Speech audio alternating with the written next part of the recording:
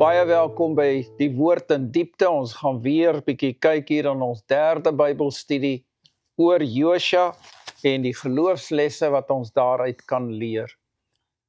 Die Here is so goed vir ons. Ons kan leer uit die natuur, ons kan leer uit mense se lewens om ons kan leer uit die woord van God. En mag ons vandag weer leer. Kom ons bid saam. Onse Vader in die hemel, baie dankie dat ons met U kan praat en ons bid, Here, vir ons kykers en ons mense in hierdie verskriklike tyd waarin ons lewe, dat Jesus en Hy alleen ons leidsman sal wees, dat U woord en U woord alleen ons gids sal wees en dat U Gees, dat ons na Hom sal luister om te weet wat ons moet doen en wat U wil is. Lei ons in hierdie Bybelstudie in Jesus naam. Amen. Die opskrif vir vandag se studie is gedenktekens van genade. En God se genade is so ontsettend groot. Ek is elke dag verbaas en heel bly oor die maniere wat God deurkom vir sy kinders. Nie dat dit altyd maklik is nie, partykeer dan toets hy mens. En hy toets almal in 'n situasie om te sien of hulle aan hom sal vashou of nie. Kom ons kyk na Josua 4 vers 23. Deurdat die Here julle God die water van die Jordaan voor julle uit laat opdroog het, totdat julle deurgetrek het, soos die Here julle God gedoen het met die Skelfsee, wat hy voor ons uit laat opdroog het, totdat ons deurgetrek het, dat al die volke van die aarde kan weet dat die hand van die Here sterk is, sodat julle die Here julle God altyd mag vrees. Deur 'n pad saam met God te loop, leer ons. Wanneer ons saam met hom stap, dag na dag, word ons geleidelik verander, en so leer ons. Klasgelde kan soms duur wees, veral as jy druip, en dan moet jy daai jaar weer herhaal. Maar ondervinding leer 'n mens, dat jy moet nie tou opgooi nie, jy moet maar weer daai jaar gaan sit, en hierdie keer, dan mors jy nie jou tyd nie. Nou wat sou gebeur, as die wet, en God ons, kom ons sê, in liefde sal afgee en vrylaat.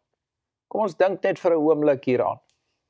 Jy sit in matriek, jy druip 3 vakke, en die onderwysdepartement kom by jou deur, en hulle klop aan een van die amptenare, en hy sê, meneer, ons soek na meneer Andre Joubert. Ek sê, hier is ek. Ek sê, ons sien jy 3 vakke gedruip, maar ons het gehoor, jy doen goeie werk, jy studeer jou Bybel, en so voorts, ons gaan vir jou tog 'n matrieksertifikaat gee. En hy gee my af. Dink jy dit gaan gebeur? Maar as dit gebeur, watter waarde heg jy dan aan daai sertifikaat? Kom ons noem 'n ander voorbeeld. Ek ry 140 km/h, die verkeerskonstabel trek my af, en ek sê, ag meneer, hy sê, ek hou van jou kar, jy kan maar gaan, ek gee jou af. En as dit oral gebeur, dan gaan almal net ry so vinnig soos wat hulle wil. Kom ons sê die hof, jy's in die hof, vermoord pleeg, en die man kyk na jou, hy sê, man, ek hou van die kleur hare wat jy het, ek gaan jou afgee, ek gaan jou genadig wees, jy kan maar gaan. Dan gaan alle orde verval. So God kan nie net mense toelaat om te doen wat hulle wil nie. Dis nie maklik nie. God sê nee, hier werk die wet van swaartekrag nog steeds. Jy het oor die rand van die muur geloop, en nou val jy, en nou breek jou arm. En dis nie lekker nie, nou lê daai arm vir 6 weke in gips. Soms is dit baie moeilik, en baie seer. Wil ek leer? Weet God waar my swakpunte is? Ja, hy weet. En daarom toets hy jou. Ons bid vir reën in 'n bidhuur eendag in 'n kerk daar in Pretoria. En daardie aand toe ons by die bidhuur uitkom, toe val die eerste reendruppels. Jy weet, ek was nog 'n jong seun, maar ek is so opgewonde, want hier het die Here ons gebed binne 'n paar minute verhoor. En ek hoor die tannie hier agter my sê, ag nee, dit sous alweer. Toe wonder ek waaroor sy bid hier bygewoon het, waaroor sy gebid het, en of sy maar net binne 5 minute weer vergeet het. En so leer ons. Nou, hoe sou die Bybelverhaal in Exodus gelees het? Indien die Israeliete stap vir stap geleer het om God te vertrou na elke uitdaging wat na hulle toe gekom het. Kom ons sê hulle beland voor die Rooi See. En hier sien hulle, hier kom die Egiptenaars agterna. En van die leiers hardloop na Moses toe en sê, Moses, ons is in groot moeilikheid, hier kom die Egiptiese leer. Maar roep God aan, want hy gaan hulle keer. Hulle gaan ons nie kan kry nie, God het 'n plan met ons. Hoe sou die geskiedenis dan geskrywe staan? En daar waar hulle sonder water en van dors vergaan het, en hulle gesê het, kom ons vertrou die Here en ons sien wat hy nou gaan maak. En as hulle so stap vir stap gegroei het in hulle geestelike ondervinding, hoe sou Exodus dan gelees het? Ek raak sommer opgewonde as ek daaraan dink, wanneer ons groei in ons geestelike ondervinding, en ons al hoër klim op die heiligmakingsleer, deur proefondervindelik ons lewenspad met God te loop, dan gaan die geskiedenis heel anders wees. In plaas van die woord murmureer, gaan ons die woord verheerlik kry. Ons gaan die Here verheerlik. Ons gaan met dankbare harte kan leef. Dan kom ons kyk, hier trek hulle deur die Jordaan. Josua 3 vers 1. Daarop het Josua die môre vroeg klaar gemaak, en hy met al die kinders van Israel het van Sittim af weggetrek en by die Jordaan aangekom, en daar die nag oorgebly, voordat hulle deurgetrek het. 'n Paar gedagtetjies hier. Ons lees vinnig oor 'n teks, maar dit sê daarop het Josua, watter tyd van die dag? Die môre. En watter tyd van die môre? Vroeg klaar gemaak. Wat kom eerste in u lewe? Elke oggend van u lewe. Voordat u in die kombuis aan die werk, voordat u aan ontbyt eet en werk toe ry. Wat gebeur vroeg in die môre? En ek het 'n fotootjie hierin van die Jan Frederik. Daai Jan Frederik sing vroeg in die oggend. Hier sit hy op die alwynblaar en hy kondig die dag aan. Ek dink hy's besig om die Here te loof. En stilte tyd vroeg in die oggend is die tyd om God te ken. En dit sê vir my dat Josua het by Moses geleer en dat hy God eerste geplaas het. Nou, watter prioriteit sien ons raak in Josua se lewe? Hy het klaar gemaak. Hy het voorberei. Ons sien dat Moses die berg op is en daar het hy vir 6 dae gewag op God se leiding. Gedurende daai 40 jaar tydperk, terwyl die 70 oudstes onder by die berg gewag het. En hy het met God gaan praat. En toe roep die Here hom toe, op die 7de dag, en hy praat met hom.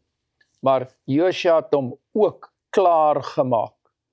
Met ander woorde, kom ons som dit so op in 4 punte. God kom eerste. Vroeg in die oggend, hy kom eerste. Tweede punt, ons kan niks sonder God reg doen nie. Ons kan dit doen, maar is nie reg nie. Derde punt, bewustheid van God se teenwoordigheid. Is ek in die oggend as ek opstaan, bewus van die probleme by die werk, die dinge wat ek moet doen, of is ek bewus van God se teenwoordigheid, dan val die ander dinge baie makliker in plek. Punt 4, ons optrede beïnvloed ander. Dit wat ek doen, gaan invloed hê op mense om my. En daardie nag, kom ons lees Josua 3 vers 2. Hoe lank het hulle daar gebly? En aan die einde van 3 dae het die opsigters die laar deur gegaan en aan die volk bevel gegee en gesê, net soos julle die verbondsark van die Here julle God sien en die Levitiese priesters wat hom dra, moet julle van jul staanplek af opbreek en agter hom aantrek. So hier gee hy vir hulle bevel, as hy sien dat die priesters die ark vat en dra, dan moet julle agterna gaan. Julle moet nie voorgaan nie. Ons is baie keer met die wapens voor. En dan kan die godsdiens later kom, die priesters wat die ark dra. Maar hier gaan God met sy ark, wat die simbool van sy teenwoordigheid, gaan vooruit. En hulle moet volg. Vers 4. Maar laat daar 'n afstand van omtrent 2000 el tussen julle en hom wees. Kom nie naby hom nie, sodat julle die pad kan weet waar julle langs moet trek. Met ander woorde, hulle het nog nooit daar geloop nie. Hulle moet net binne sigafstand wees van die priesters in die ark, sodat hulle weet watter rigting God lei.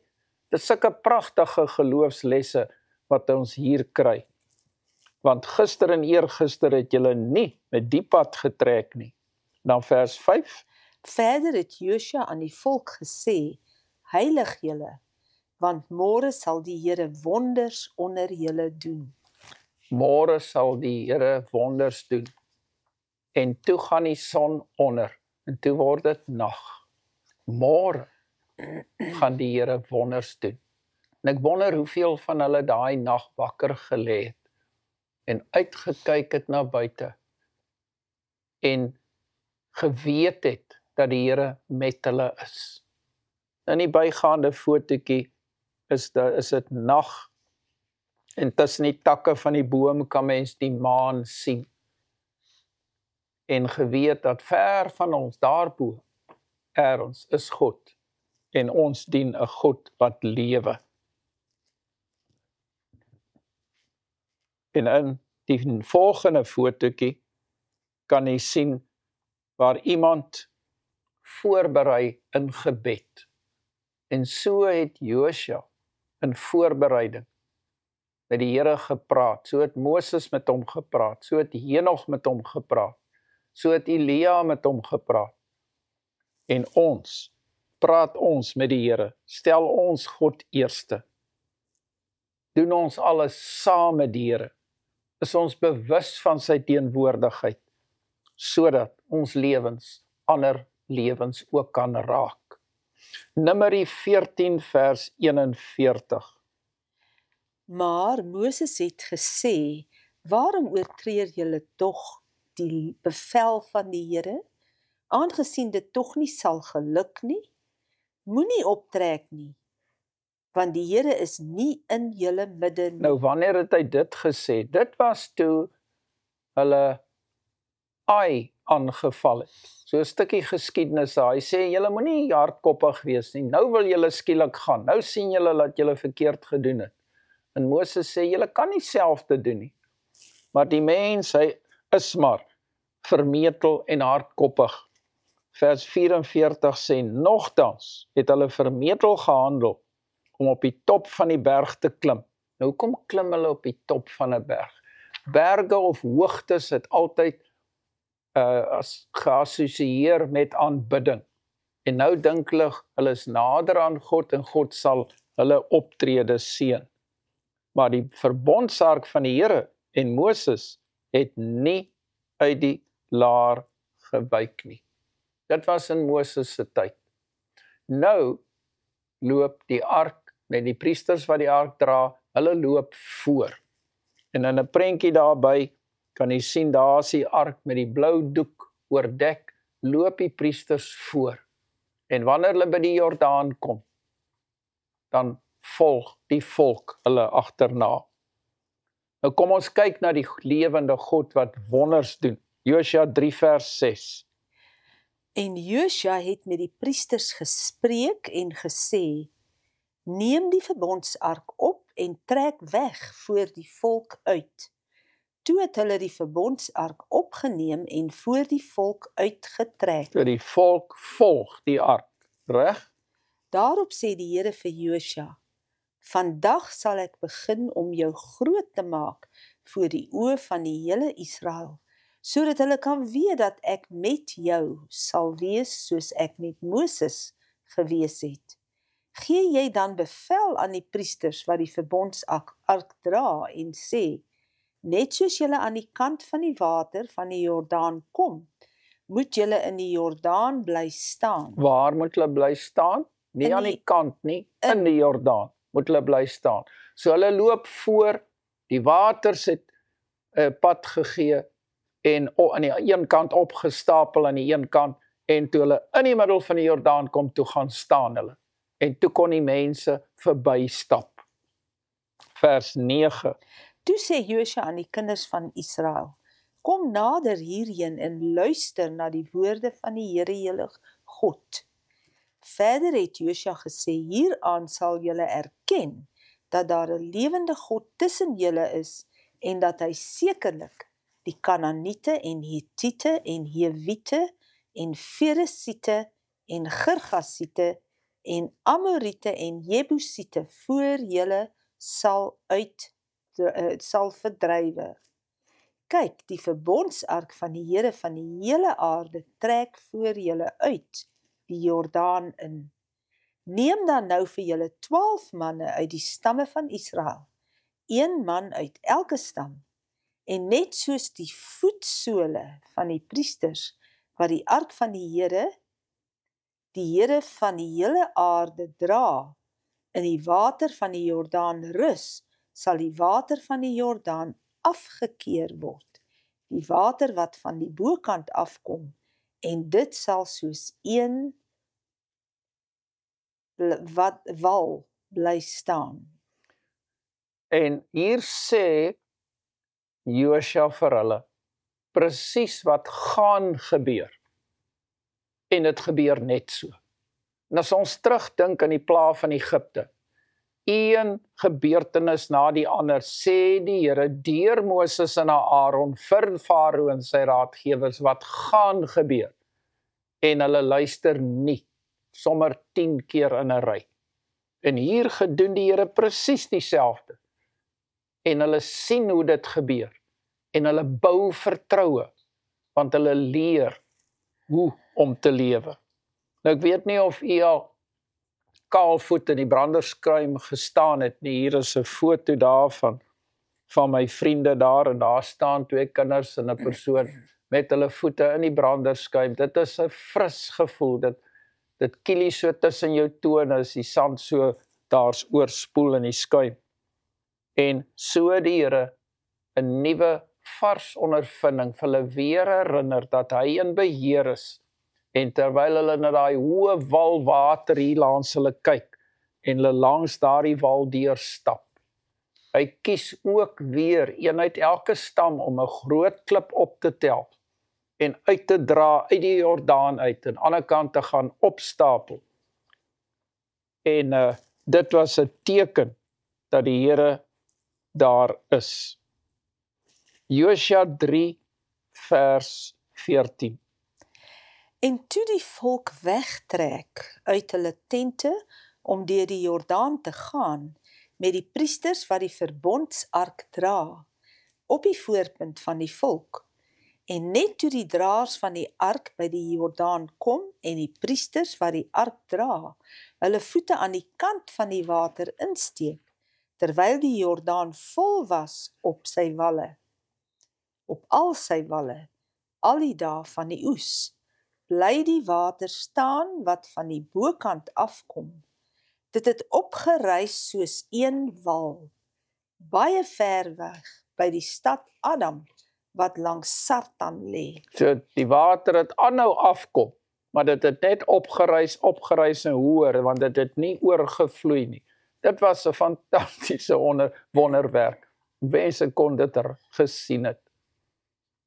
En dit sê, en die wat afstroom na die see van die vlakte, dis nou die Soutsee of die Dooie See, dit het net aangeloop. Die een kant was daar nie water, die ander kant stapel dit op. Vers 17. Maar die priesters wat die verbondsark van die Here gedra het onbeweeglik bly staan op droë grond binne in die Jordaan, terwyl die hele Israel op droë grond deurtrek, totdat die hele volk die deurtog deur die Jordaan volëindig het. Sjoe, dit was dan iets groots om raak te sien. Ek dink dit sal in jou geheue bly staan vir ewig. Ons het daar naby die Oranje rivier uitgekamp, en in die foto hier staan ek op die wal van die Jordaan, daar sê ek Jordaan, van die Oranje rivier. Ons kyk oorkant na die berge, waar die laaste sonnetjie nog so op die bergreekse daar val, aan die oorkant. En as jy nou dink dat jy daar die Oranje rivier moet deurstap, te voet, nie net 1 of 10 of 20 mense nie, maar duisende en duisende en duisende mense. Die Here is goed vir sy volk.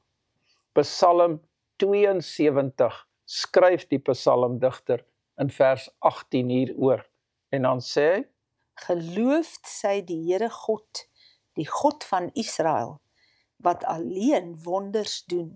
En dan skryf die psalmdigter verder in Psalm 78 vers 12. Let op hier, hoe skryf hy hier. Voor hulle vaders het hy wonders gedoen in die land Egipte, die veld van Suan. Hy het die see geklief en hulle laat deurgaan, en die waters laat staan soos 'n wal. En hy het hulle bedags gelei met 'n wolk, en die hele nag met 'n lig van vuur. Hy het rotse gekloof in die woestyn, en hulle oorvloedig laat drink, soos uit watervloede. En hy het strome laat uitgaan uit die rots, en die waters laat afloop soos riviere. Die verhaal van Moses en die 40 jaar in die woestyn het na al die volke uitgegaan. En hier loof die psalmdigter die Here daarvoor. Hy sien die wonders raak. Rahab het ook hierdie God raak gesien. Maar die mense van Jerigo byvoorbeeld, het was vreesbevange, en hulle het hulle spiere sterk gemaak en sê, kyk hoe lank ons gaan uithou, maar hulle het nie uitgehou nie. En nou sê Josua in Josua 4 vers 1, en toe die hele volk die deurtog van die Jordaan volëindig het, nou is hulle aan die ander kant, het die Here met Josua gespreek en gesê, wat sê hy, vers 2? Neem vir julle uit die volk 12 manne, uit elke stam 1 man, en gee hulle bevel en sê, neem vir julle vandaar uit die middel van die Jordaan, van die plek waar die voete van die priesters vas bly staan het, 12 klippe, en bring dit saam met julle deur en sit dit neer op die slaapplek waar julle vannag gaan oorbly. Dit is asof die Here hierso weer iets sigbaar doen. Iets tasbaar. Daai klippe was swaar. En ek sien hoe daai sterk manne daai klippe op hulle skouer laai, elkeen een groot rots, en hulle dra dit uit. Waar kry hulle dit? Hulle kry dit waar die voete van die priesters gestaan het, wat die ark vasgehou het. So hulle kry dit daar by die teenwoordigheid van die Here. En hulle dra daardie klippe, wat 'n simbool is van heiligheid, dra hulle uit. En hulle kom sit dit en pak dit hier neer waar hulle slaap. En in hulle gedagtes, ek stel my voor dat hulle maar nog gedagtes van bygeloof gehad het, want hulle kom uit Egipte uit, waar hulle jare lank die afgode aanbid het. Gee die Here vir hulle weer 'n teken En vers 4, Toe het Josua die 12 man geroep, wat hy uit die kinders van Israel uit elke stam 1 man aangestel het. En Josua het vir hulle gesê, trek uit voor die ark van die Here julle God, tot binne in die Jordaan, en tel vir julle 'n klip op, elke man een op sy skouer, volgens die getal van die stamme van die kinders van Israel, sodat dit 'n teken onder julle kan wees. As julle kinders later vra en sê, wat beteken hierdie klippe vir julle? ja, dan kan hulle daai kinders 'n antwoord gee en sê, dit en dit het hier by ons gebeur. En dan kan die kinders kyk na daai klippe en weet dat hulle nie hierdie storie net uit hulle duim suig nie. Onthou ons, hoe die grootte God wat die hemel en die aarde geskaap het, ons, dis vir my, vir Rebecca, vir julle as kykers, onthou ons, hoe die Here ons in die verlede gelei het. Toe jy dalk in 'n groot probleem gesit het, toe daar 'n struikelblok was wat onoorkomlik was voor jou, toe jy benoud was, toe jy siek was of jou kind siek was, en vandag kyk jy terug en jy het al vergeet van hoe die Here gelei het. Onthou ons die teenwoordigheid van God in ons lewens, want ons vergeet as mense so maklik. Vergeetachtigheid is deel van die mens se siege. Hy vergeet so maklik. Ek dink maar aan Josef in die tronk, toe daardie man uit is weer en in die koning se glas vir hom gegee het met sy wyn daarin, en hy vergeet van Josef. Hy kon in die tronk gewees het, hy kon doodgemaak gewees het, en hy vergeet Josef vir 2 volle jare. Ja, wat beteken hierdie klippe? Dan moet julle dit aan julle kinders bekend maak en sê, op droë grond het ons deur hierdie groot rivier getrek. Is dit nie pragtig nie? Vers 23.